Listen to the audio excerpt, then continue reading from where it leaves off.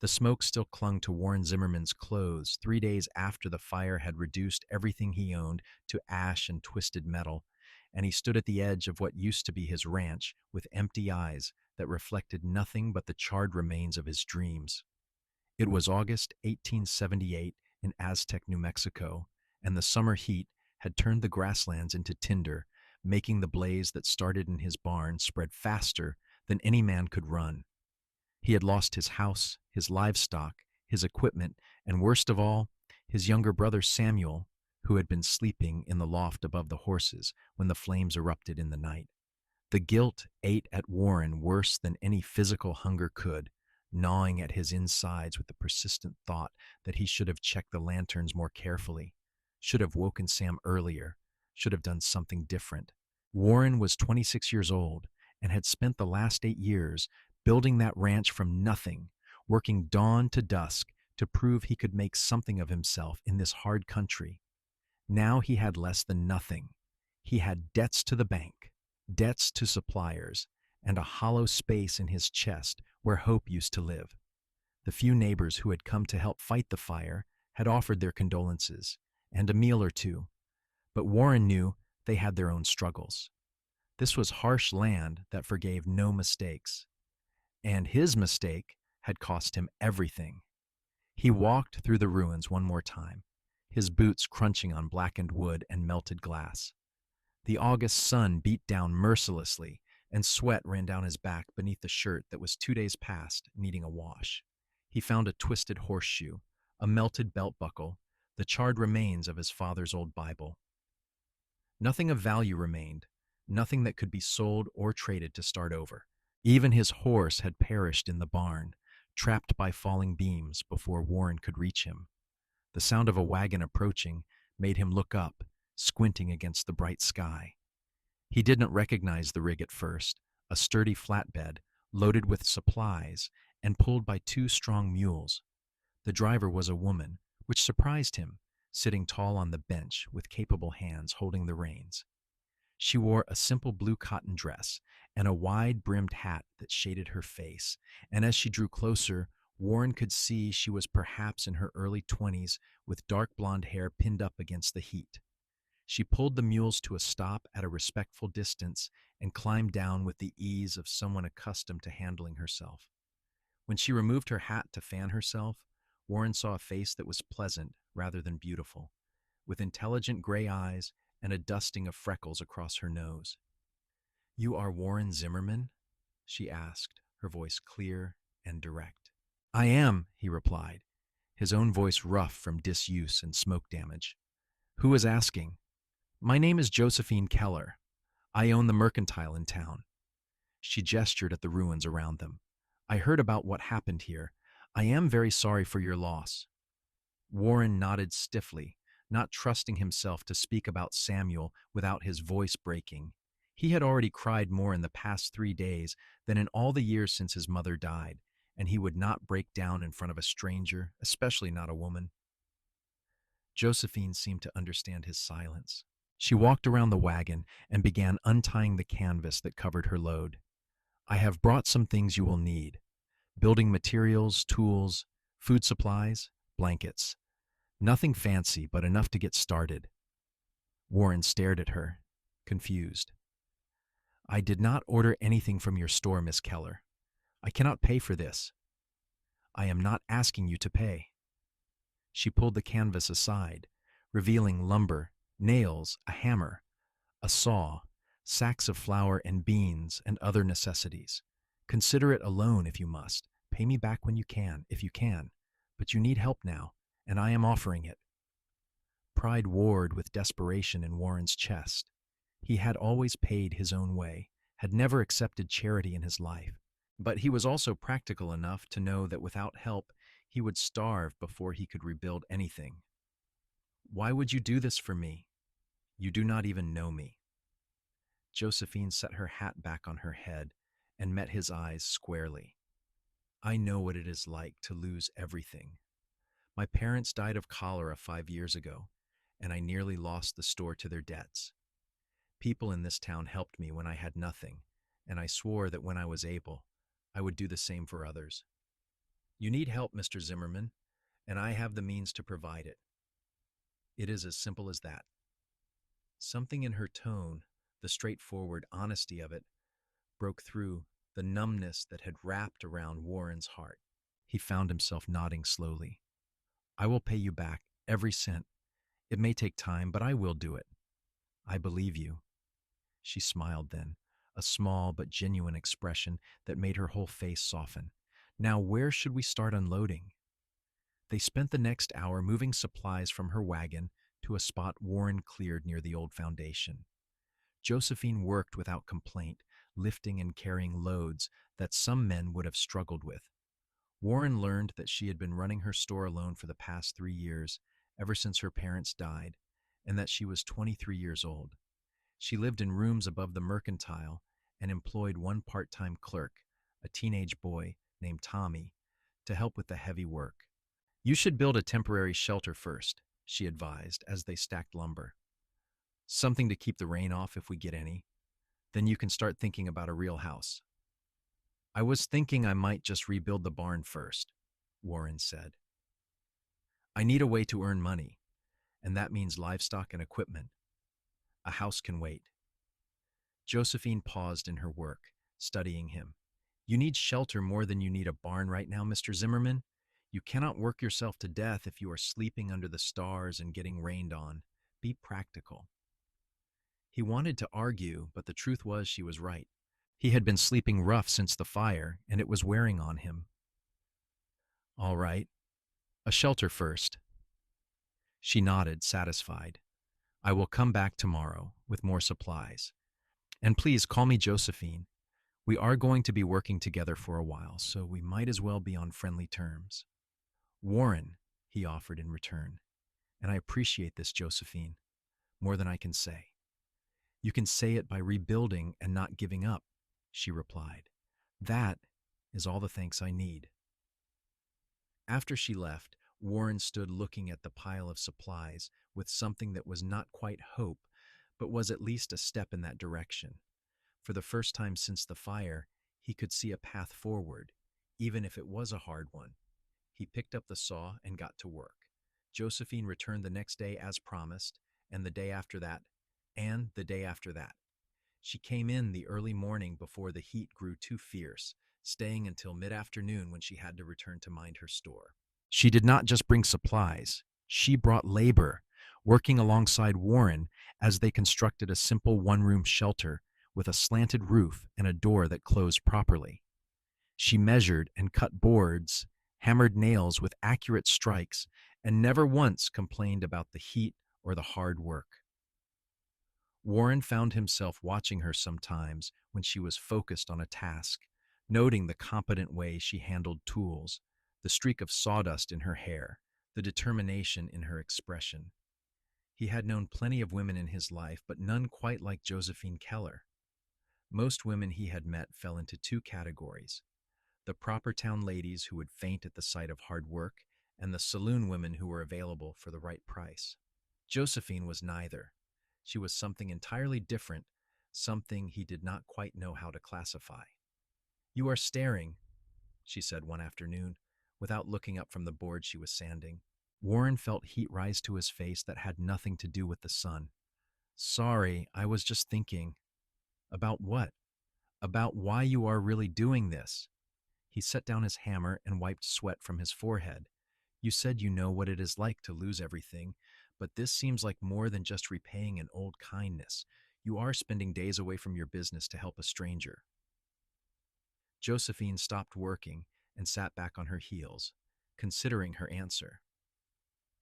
Do you believe in second chances, Warren? I do not know what I believe anymore, he admitted. I do. I believe everyone deserves a second chance if they are willing to work for it. She looked at the shelter they had built, then at him. When my parents died, I wanted to give up. It would have been easier to sell the store for whatever I could get and move back east to live with my aunt. But I stayed, and I fought, and I built something I am proud of.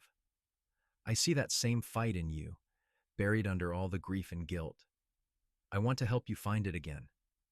The guilt is not going anywhere, Warren said quietly. Samuel died because of me, because I was careless with a lantern or did not check something properly. I cannot forgive myself for that. You do not know that it was your fault.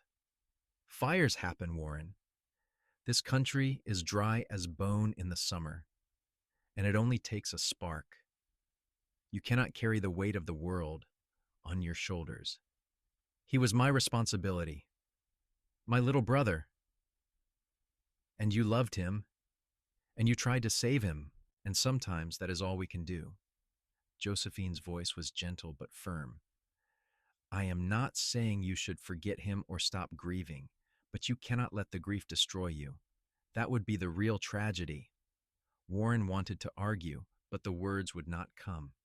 He had been telling himself the same thing for days, trying to work through the guilt, but hearing it from someone else made it feel more real somehow.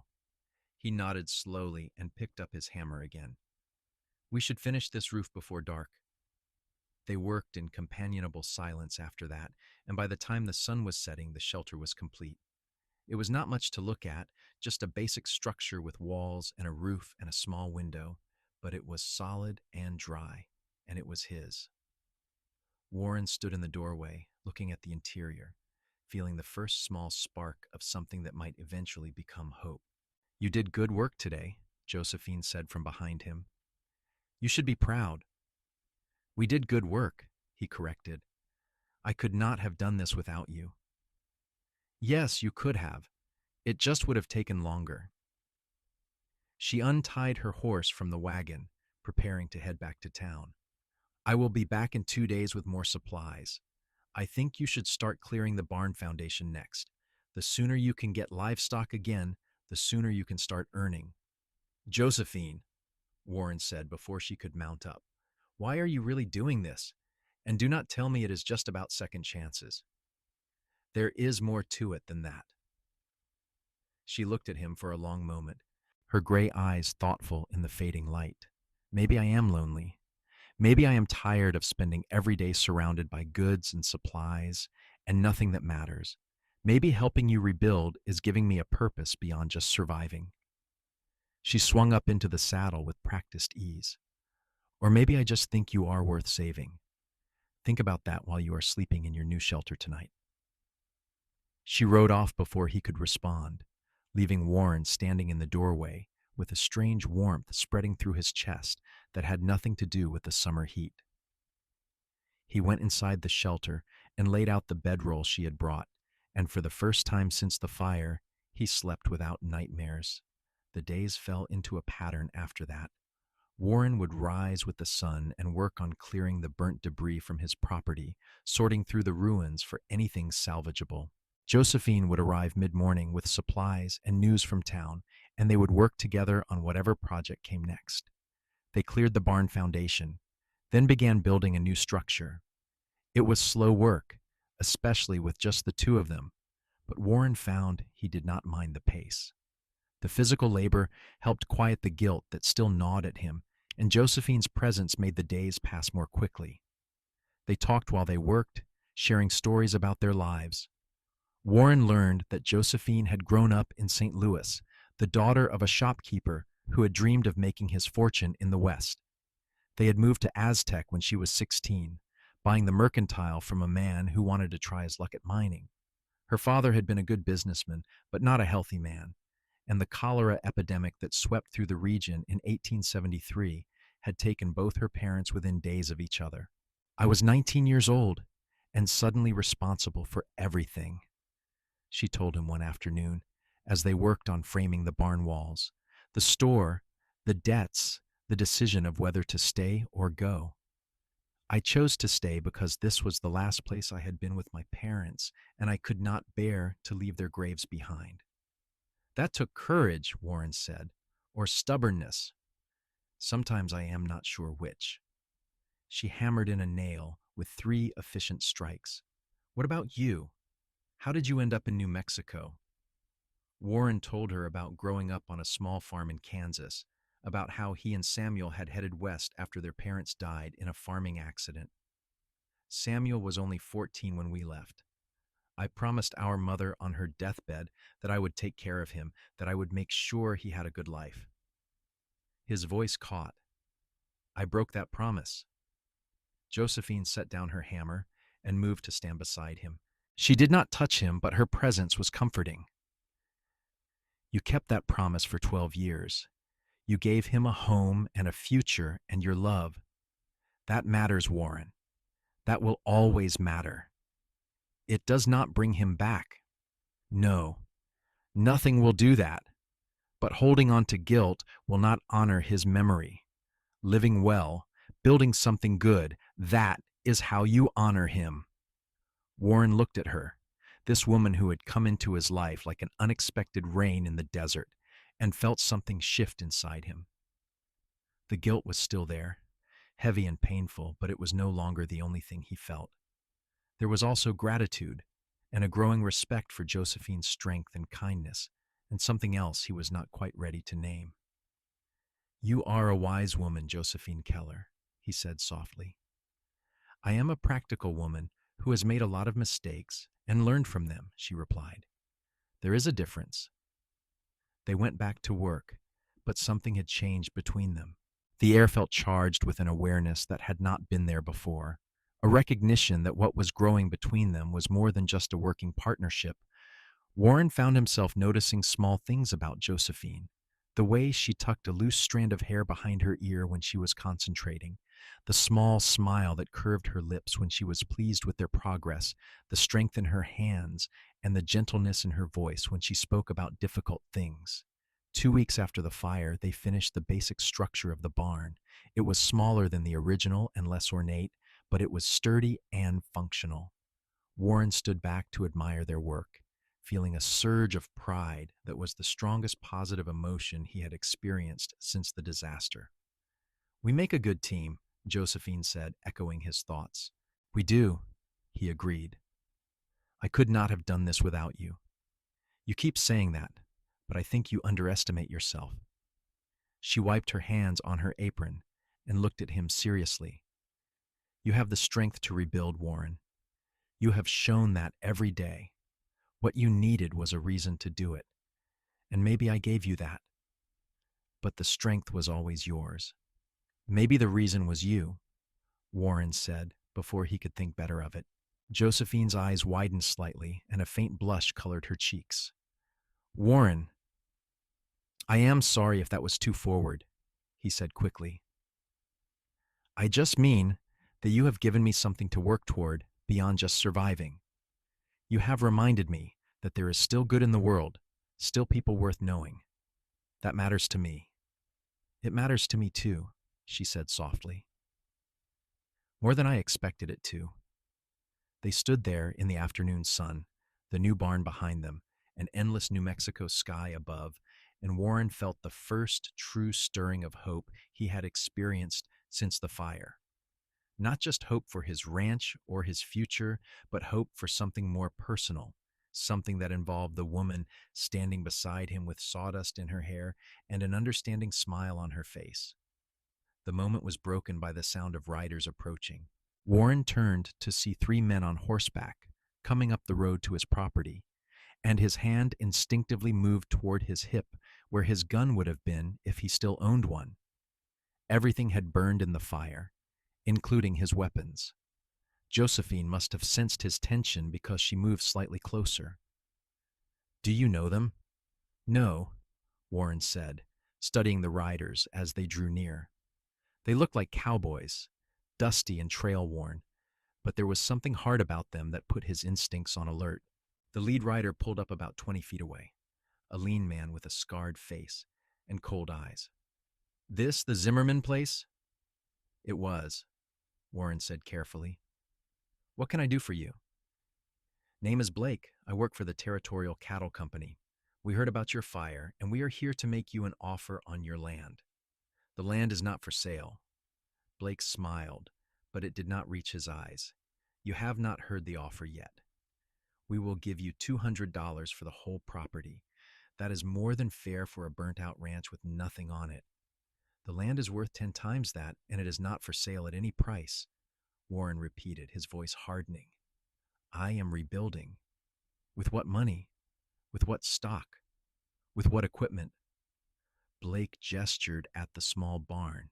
You have got a shed and some hope, friend. That is not going to sustain a ranch. Take the money and start fresh somewhere else. I said no. The other two riders moved their horses slightly forward, a subtle but clear threat. Josephine stepped fully up beside Warren, her chin raised defiantly. You heard him. The land is not for sale. I suggest you move along before I mention this conversation to the sheriff.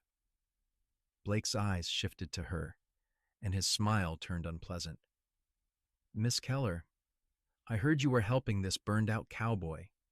Seems like you are making some poor investments. My investments are my own business, Blake, as is this property. You are trespassing. For a moment, Warren thought Blake might push the issue, but the man apparently decided against it. He tipped his hat mockingly and turned his horse. You are making a mistake, Zimmerman. This land is going to be ours one way or another. You would be smart to take the money while you can. The three riders left at an easy pace, but Warren felt the threat hanging in the air like smoke. He looked at Josephine, who was frowning deeply. Who was that? The Territorial Cattle Company is a big operation out of Santa Fe. They have been buying up land all over the territory, sometimes by fair means and sometimes not. She met his eyes. You need to be careful, Warren. If they want your land, they will not stop at just making offers. Let them try, Warren said grimly. I am not abandoning what Samuel and I built.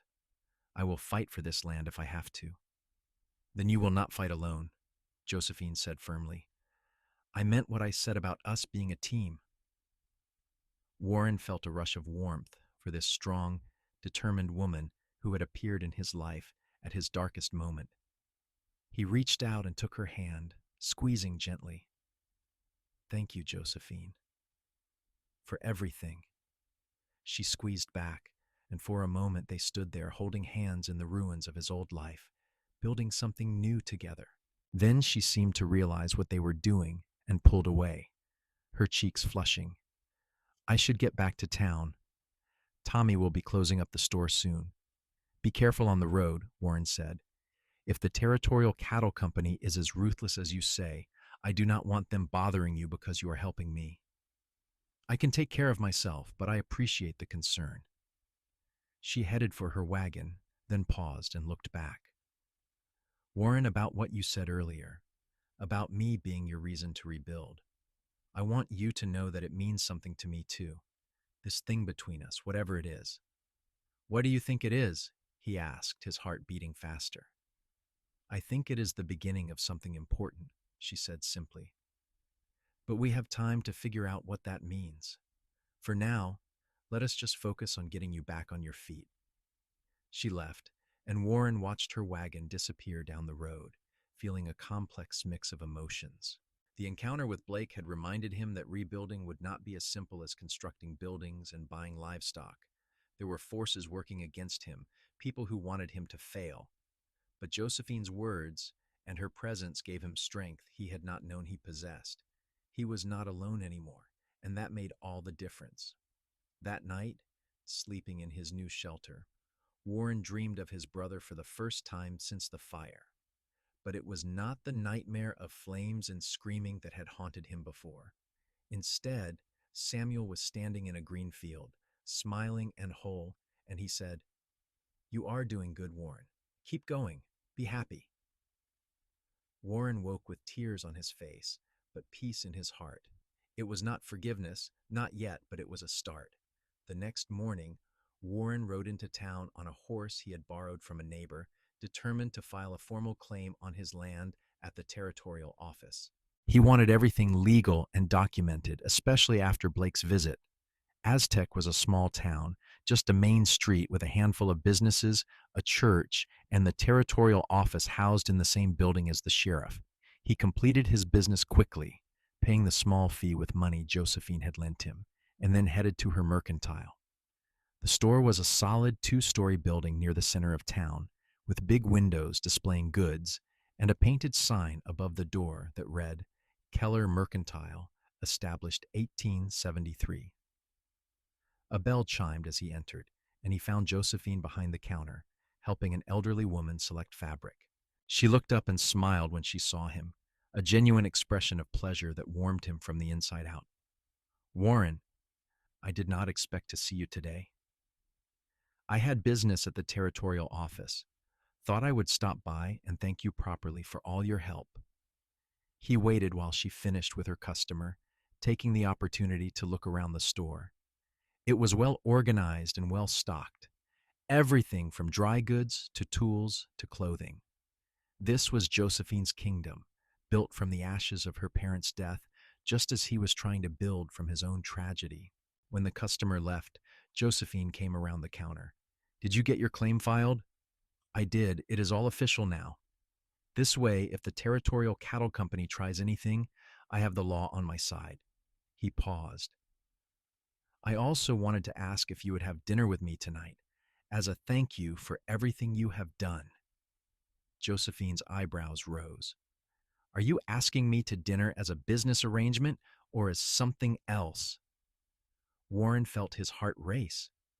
This was the moment to be honest, to acknowledge what had been growing between them over the past weeks. As something else. As a man who would very much like to get to know you better outside of building projects and business dealings. A slow smile spread across her face. Then yes, I would like that very much. There is a decent restaurant at the hotel. Shall we say 7 o'clock? 7 o'clock, he confirmed, feeling lighter than he had in months. The day passed slowly after that. Warren returned to his property and spent the afternoon working on the barn, but his mind was on the evening ahead. He had not courted a woman properly in years, too focused on building his ranch and taking care of Samuel. Now, standing in the ruins of everything he had worked for, he found himself thinking about building something entirely different, a future that included Josephine Keller. He cleaned up as best he could in the creek that ran along the edge of his property, wishing he had better clothes than his work shirt and denims. Everything he had owned had burned in the fire, and he had been too focused on survival to think about replacing anything beyond the bare necessities. He would have to remedy that soon, especially if he was going to be courting Josephine. The thought stopped him cold. Was that what he was doing? Courting her? The idea should have frightened him, coming so soon after Samuel's death and the loss of everything he had worked for. But instead it felt right.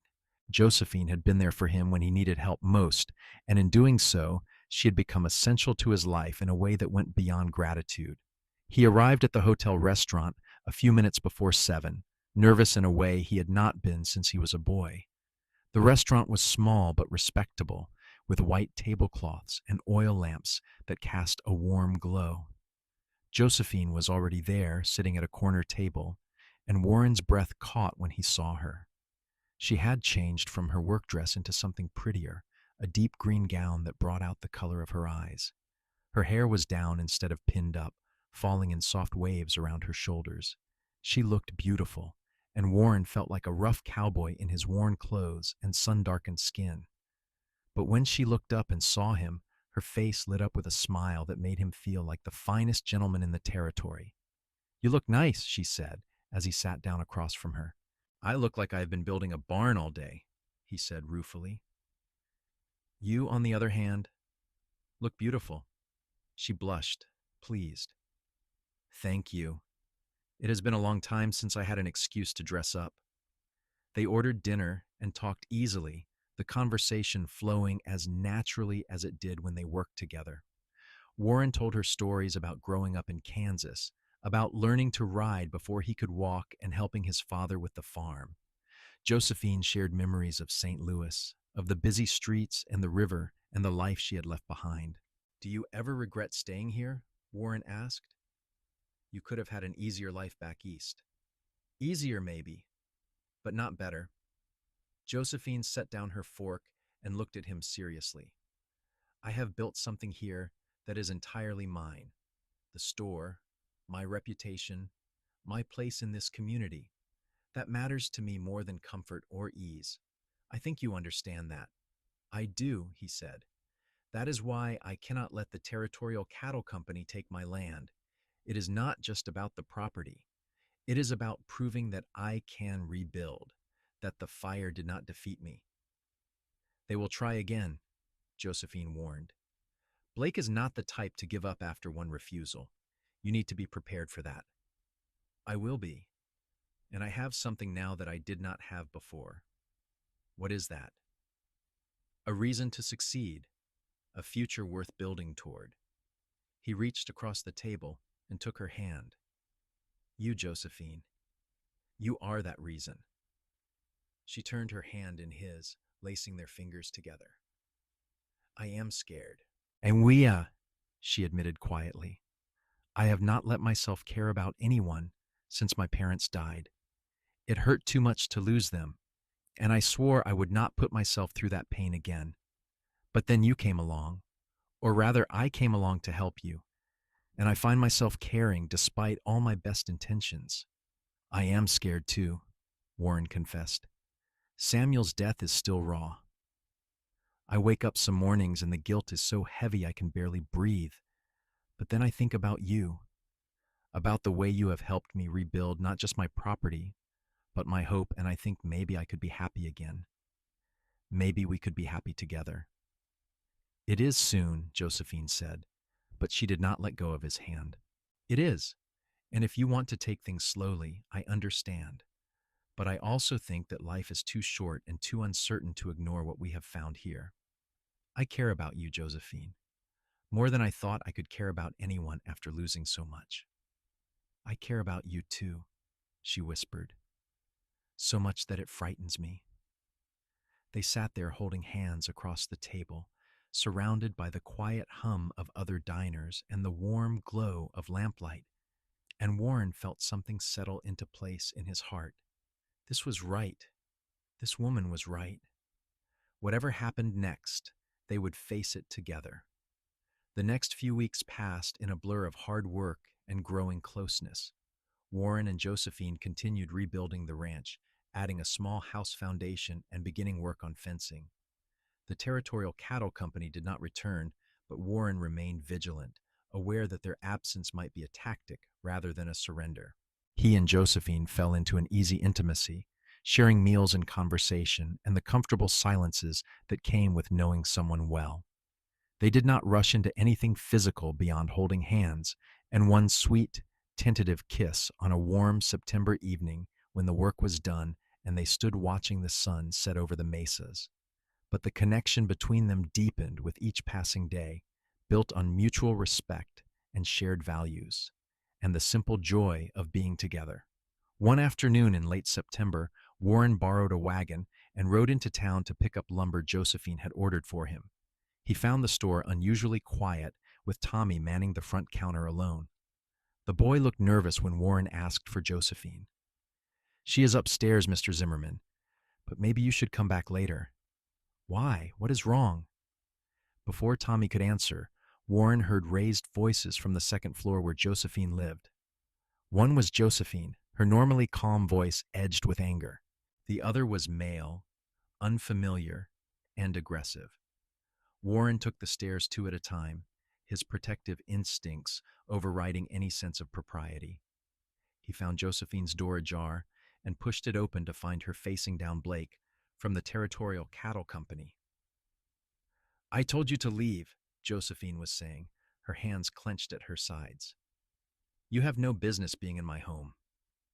I have business wherever I say I have business, Blake replied, stepping closer to her in a way that was clearly meant to intimidate. You are making a mistake supporting Zimmerman. The company does not forget its enemies, Miss Keller. Your store depends on good relationships with the big ranches around here. Think about that before you throw your lot in with a burned-out cowboy. Get out, Warren said from the doorway, his voice cold and flat. Blake turned, his hand dropping instinctively toward his gun. But Warren was already moving, crossing the small room in 3 strides and grabbing Blake by his shirt. He was a tall man, broad in the shoulders from years of ranch work, and he used that size now to physically propel Blake toward the door. Touch your gun, and I will break your hand, Warren said quietly. Now get out before I throw you down those stairs. Blake shook him off, his face flushed with anger, but he apparently decided discretion was the better part of valor. This is not over, Zimmerman. You are going to regret making an enemy of the company. I did not make an enemy.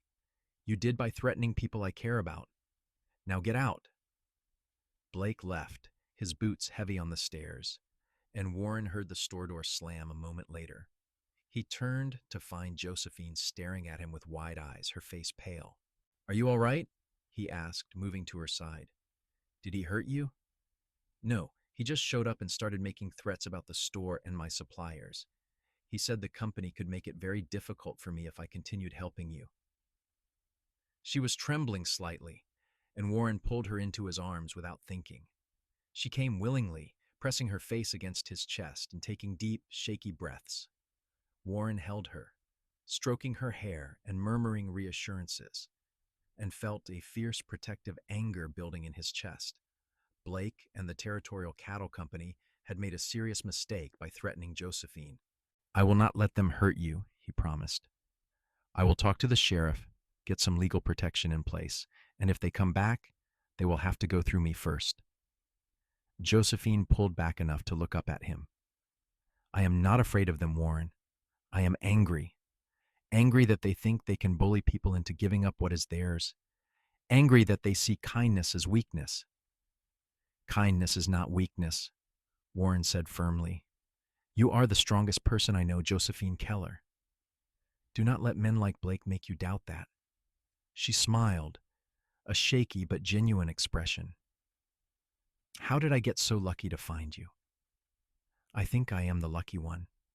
You saved me when I had nothing, including hope. Let me return the favor by protecting you from this. We protect each other, she corrected. That is what partners do. Is that what we are? Partners?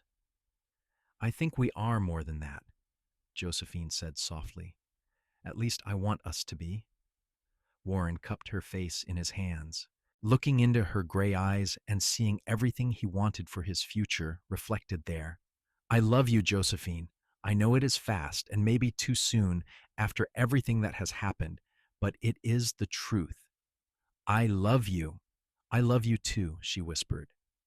I have been trying not to, trying to be practical and cautious, but I cannot help it. I love you, Warren Zimmerman. He kissed her then, a real kiss, deep and thorough and full of all the emotion that had been building between them for weeks. She kissed him back with equal fervor, her arms wrapping around his neck and pulling him closer. When they finally broke apart, both were breathing hard and Warren's heart was racing. Marry me, he said, the words tumbling out before he could think them through. I know I do not have much to offer right now. The ranch is still being rebuilt, and I am still paying off debts, but I will work every day for the rest of my life to make you happy, Josephine. Marry me. Tears filled her eyes, but she was smiling. Yes, yes, I will marry you. They kissed again, and Warren felt like he had been given a gift he did not deserve, but would cherish with everything he had. This woman who had appeared in his darkest hour had not just helped him rebuild his property and his hope. She had given him a reason to believe in the future, to believe in love and second chances and the possibility of happiness after loss. They were married 3 weeks later in the small church in Aztec, with most of the town in attendance. It was a simple ceremony, as neither of them had money for anything elaborate, but it was perfect. Josephine wore a dress she had sewn herself from fabric in her store, white cotton with lace trim, and she looked more beautiful than any woman Warren had ever seen. He wore new clothes that Josephine had quietly bought for him, refusing to let him protest about the expense. The minister, a kindly old man named Reverend Hoskins, spoke about love and commitment and building a life together through hardship and joy. Warren held Josephine's hands and made his vows with a full heart, promising to love and cherish her for all their days. When it was her turn, Josephine's voice was steady and clear, her eyes never leaving his face as she pledged herself to him. They exchanged simple gold bands, another gift from Josephine's store inventory, and when Reverend Hoskins pronounced them husband and wife, Warren kissed his bride with joy and relief and profound gratitude. The assembled townspeople cheered, and for the first time since the fire, Warren felt complete. The reception was held at the hotel, with food and music and dancing. Warren was not much of a dancer, but he held Josephine in his arms and swayed to the music, and she laughed and told him he was doing fine. They received gifts from the townspeople: kitchen supplies, tools, a beautiful quilt made by the ladies' church group, and best of all, a young mare from Warren's neighbor as the start of rebuilding his herd. As the sun set and the celebration continued, Warren and Josephine slipped away to the rooms above the mercantile that would be their home until the ranch house was finished. They climbed the stairs hand in hand, both nervous and excited, and when they closed the door behind them, Warren pulled his wife into his arms. "I still cannot believe you are mine," he murmured against her hair. "Believe it," Josephine replied, reaching up to stroke his face. "I am yours and you are mine, and we are going to build a wonderful life together." They made love that night with tenderness and passion, learning each other's bodies and bringing each other joy. Afterward, lying tangled together in the narrow bed, Warren felt a peace he had not known since before the fire. Samuel's death would always be a sorrow he carried, but it was no longer the only thing he felt. He had love now, and hope, and a future with the woman sleeping in his arms. The next morning, they began their married life with breakfast in Josephine's small kitchen, making plans for the ranch and the store and the life they would build together. It was decided that Josephine would continue running the mercantile with Tommy's help, as it provided steady income while the ranch was being reestablished. Warren would focus on the building and on acquiring livestock, working toward the day when the ranch could support them both. Over the next months, their life settled into a good rhythm. Warren worked on the ranch during the day, often with help from neighboring ranchers who respected his determination to rebuild. Josephine managed the store and came out to the property on Sundays, her one day off, to help with projects and spend time with her husband. They finished the small ranch house in November, just as the weather was turning cold, and moved their belongings from town to the property. The house was simple but comfortable, with 2 bedrooms, a good kitchen, and a sitting room with a fireplace. Josephine made it a home with curtains and rugs and small touches that made the space feel welcoming. Warren built furniture in the evenings, making a sturdy table and chairs, a bed frame, shelves for books and supplies. Every nail he hammered and every board he cut felt like he was building not just a house, but a life, a future, a testament to the fact that he had survived the worst and come out stronger on the other side. The Territorial Cattle Company continued to be a presence in the territory, buying up land and consolidating their holdings, but they did not approach Warren or Josephine again. Whether this was because of Warren's confrontation with Blake or because they had moved on to easier targets, Warren did not know or care.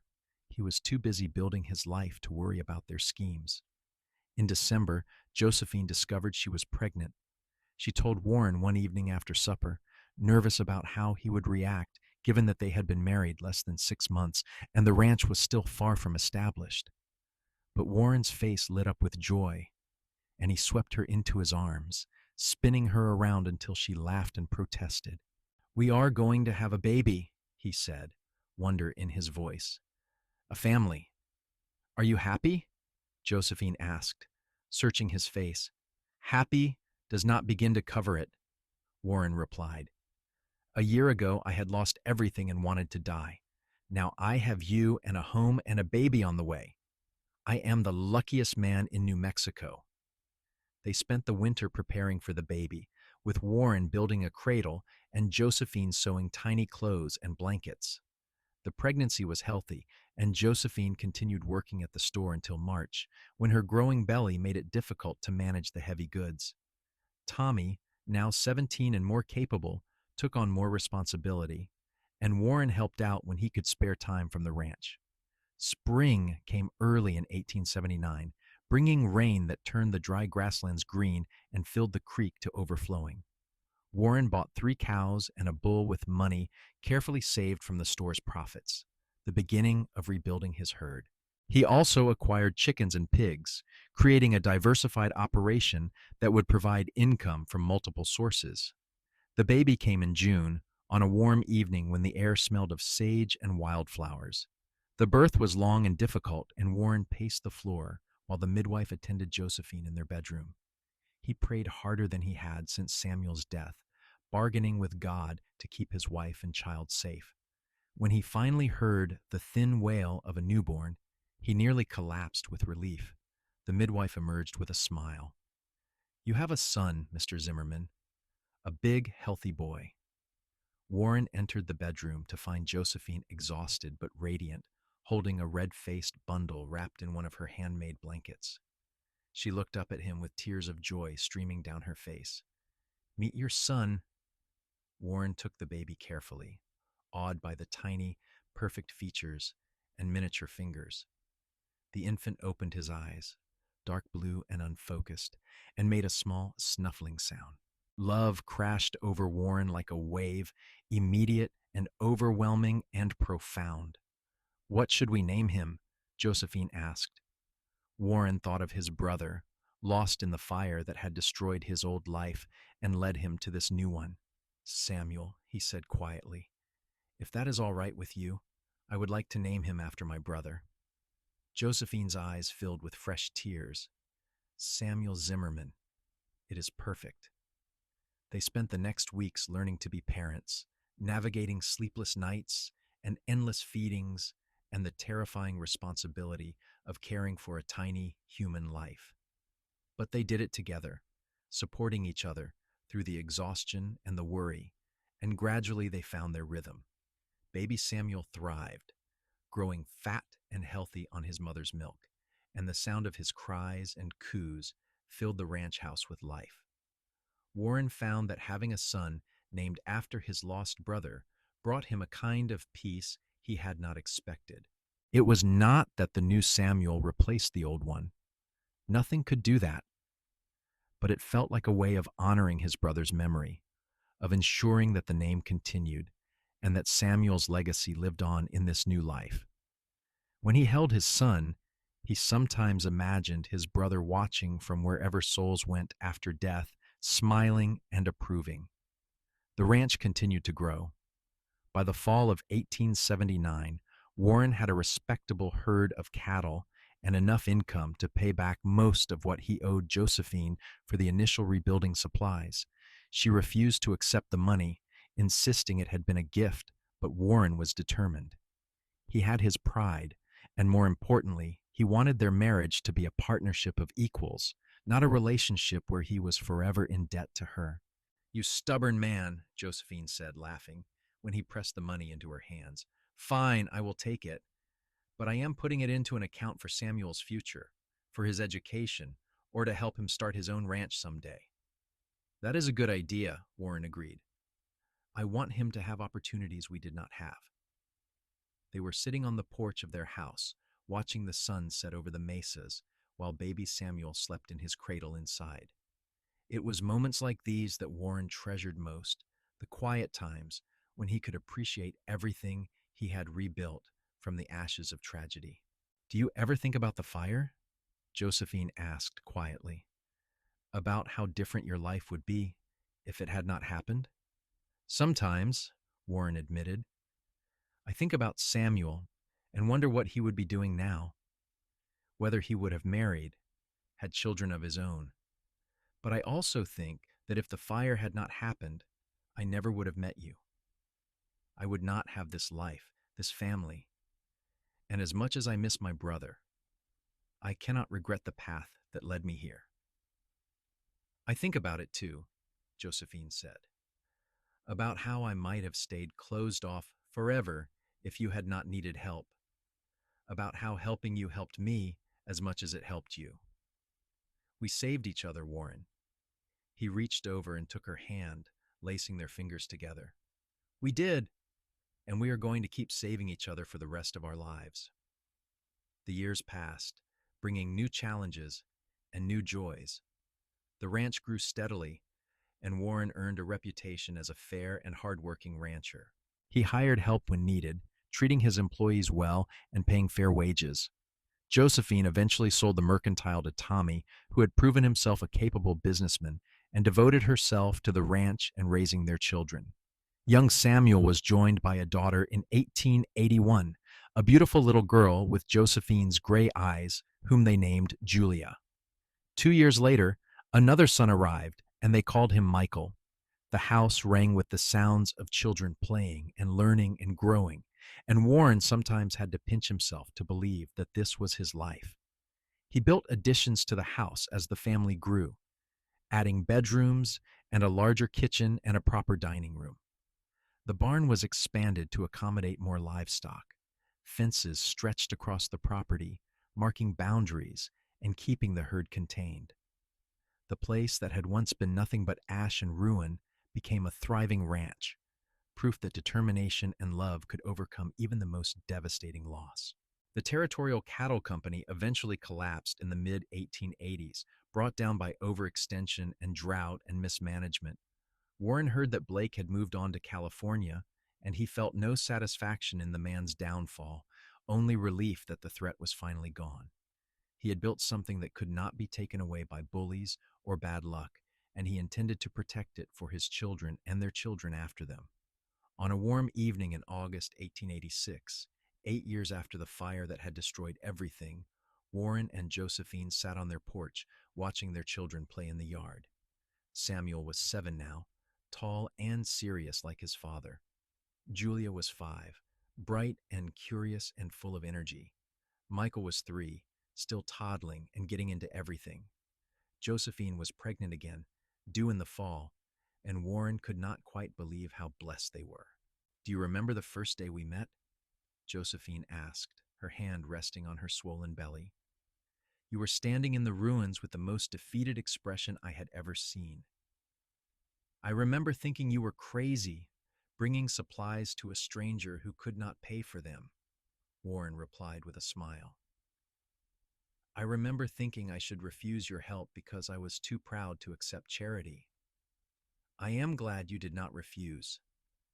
So am I. You gave me back my hope, Josephine. You gave me a reason to rebuild, and then you gave me a life better than anything I could have imagined. I love you more now than I did the day we married, and I loved you a lot then." "I love you too," she said, leaning against his shoulder. "I loved you from almost the beginning, even when I was trying not to. You were so determined to rebuild, so focused on honoring your brother's memory. How could I not love you?" They sat in comfortable silence, watching the sunset paint the sky in shades of orange and pink. Samuel called out something to his siblings, his voice high and clear. Julia laughed. Michael chased a chicken around the yard, stumbling over his own feet. It was ordinary and perfect, and everything Warren had never known he wanted. "Daddy, watch this!" Samuel yelled, and proceeded to demonstrate some trick with a rope he had been practicing. Warren called back praise and encouragement, his heart full. This was what he had rebuilt. Not just a ranch or a house or a livelihood, but a family, a legacy, a future bright with possibility.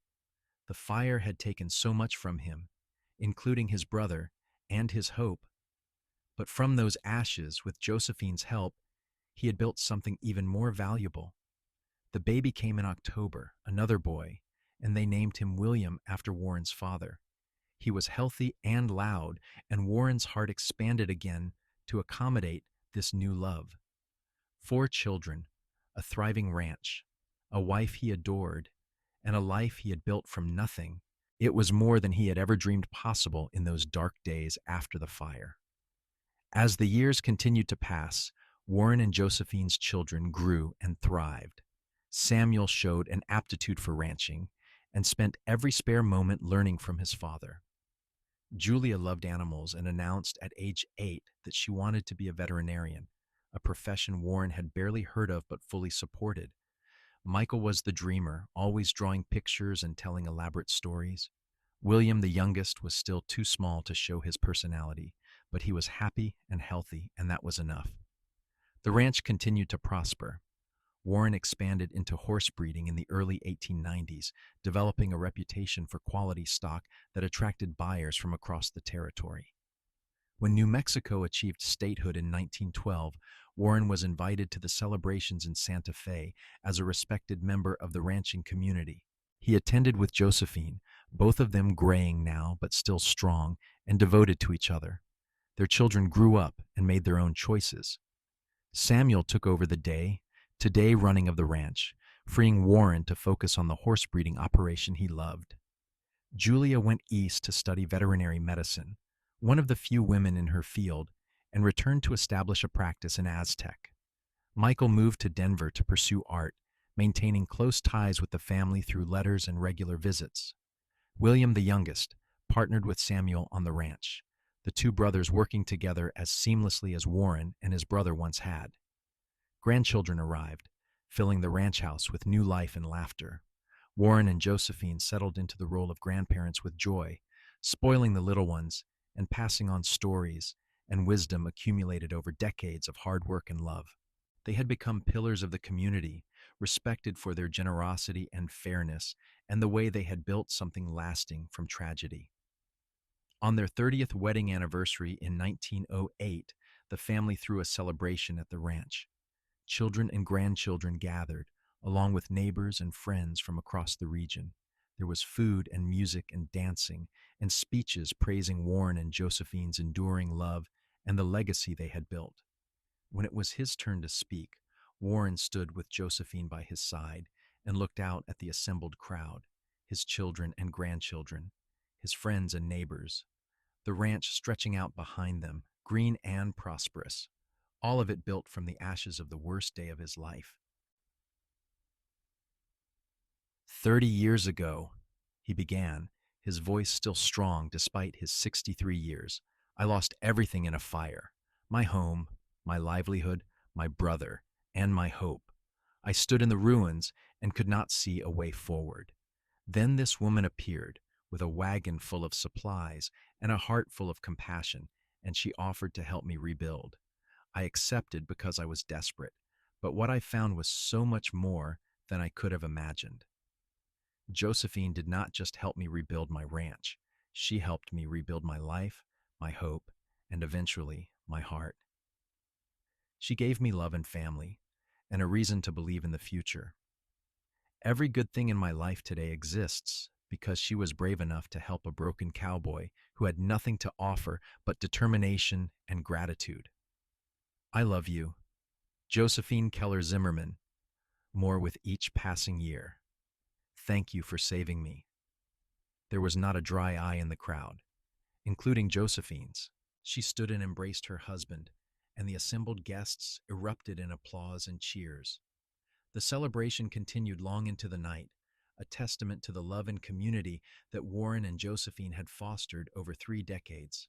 As they grew older, Warren and Josephine gradually stepped back from the active work of the ranch, content to let their sons manage the operation while they enjoyed their grandchildren and the fruits of their labor.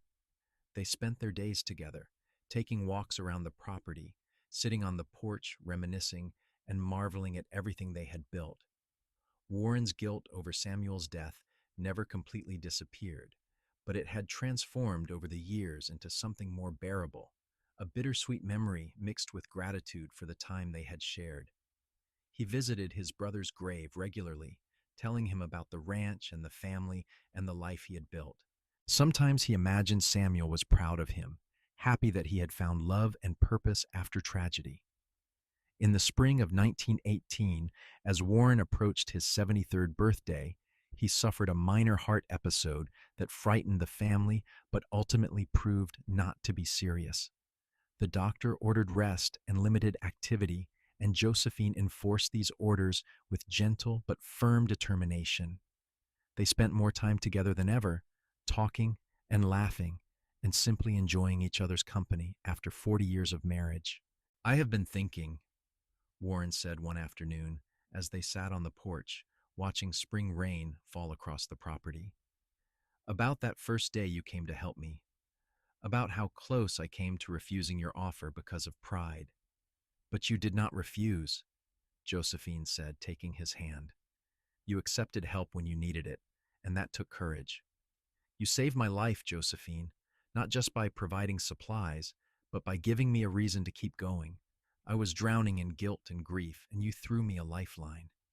We saved each other, she corrected, as she always did. I was lonely and lost after my parents died, going through the motions of life without really living. Helping you gave me purpose. Loving you gave me joy. We built this life together, Warren, from both our tragedies and both our strengths. I wish we could do it all over again, he said wistfully. I do not. Once was enough. She smiled at his surprised look, not because I did not enjoy it, but because I would not want to change anything about the life we built. Every struggle and every joy led us to this moment, sitting here with our family thriving and our love stronger than ever. I would not trade that for anything. Warren raised her hand to his lips and kissed it gently. You are right, as always. I just want you to know, before we get too old and forgetful, that you were the best thing that ever happened to me. That fire took everything, but from those ashes I found you, and that made all the suffering worthwhile. I know, she whispered. I have always known, and you were the best thing that ever happened to me, too. They sat together in companionable silence, watching the rain and listening to the sounds of the ranch that were as familiar as breathing. Cattle lowing in the distance, horses nickering in the barn, the laughter of grandchildren playing somewhere in the house, all the sounds of life continuing, of the legacy they had built together. Warren Zimmerman lived to be 78 years old, passing peacefully in his sleep in the summer of 1923, with Josephine holding his hand. His funeral was attended by hundreds of people from across the state, all of whom had been touched by his kindness, fairness, and determination. He was buried in the Aztec cemetery next to the plot reserved for Josephine, with a simple headstone that read, Warren Zimmerman, 1845-1923, beloved husband, father, and grandfather. He rebuilt from ashes and created a legacy of love. Josephine lived another 12 years, staying active on the ranch and with her family until the end. She passed away in 1935 at the age of 80, surrounded by children, grandchildren, and great-grandchildren. Her last words were about Warren, about how much she loved him, and how grateful she was for the life they had built together. She was laid to rest beside him, her headstone reading, Josephine Keller Zimmerman, 1855-1935, beloved wife, mother, and grandmother. She gave hope to those who had none, and love to all who knew her. The ranch they built together remained in the family for generations, a testament to the power of love and determination to overcome even the most devastating tragedy. Their story became legend in the region, the cowboy who lost everything in a fire and the woman who helped him rebuild not just his property, but his hope and his heart.